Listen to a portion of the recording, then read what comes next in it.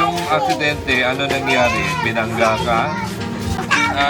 Inopera ka, di ba? Dito sa Taiwan? Naksidente yan siya, hindi ko kaagad nalaman yan, ma'am.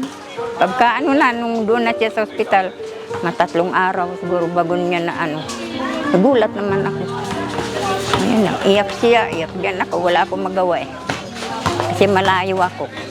Ang wish ko lang makauwi siya dito, yun lang. Gusto ko na siyang mayakap. Nagkikita kami sa cellphone pero hindi naman kami magkayakap. Kaya gusto ko siyang makauwi na rin.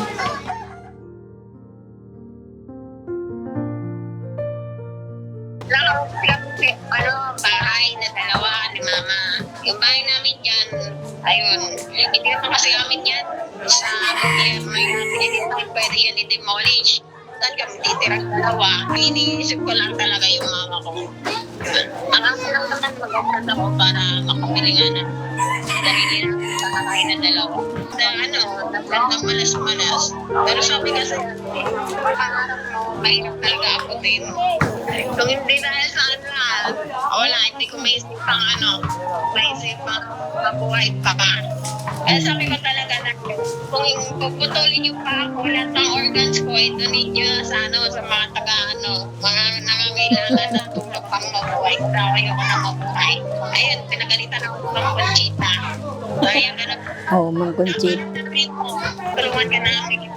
Nandito kami. Hindi ka naman pababayaan. Ayun naman, totoo naman. Ante na nga ako. Kahit hanggang dyan, tulungan nila si Mama.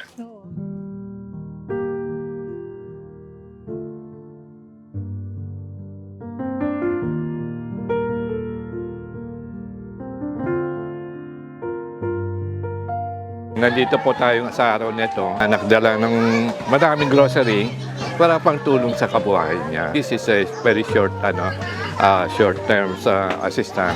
Ang Taiwan volunteer na tumutulong kay Marlene dito sa Manila. Tayo naman, titignan natin anong tulong may abot natin sa kanya para makatulong tayo sa family na to at kay Marlene para maabot siya.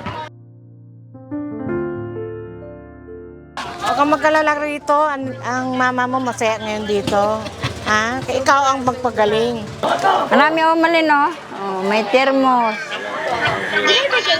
Malaking tulong to sa akin po. Kasi wala na akong puhunan. Bigay na sa akin. Malaking tulong ta. Ang dami. Oo, marami nga. Sobra po.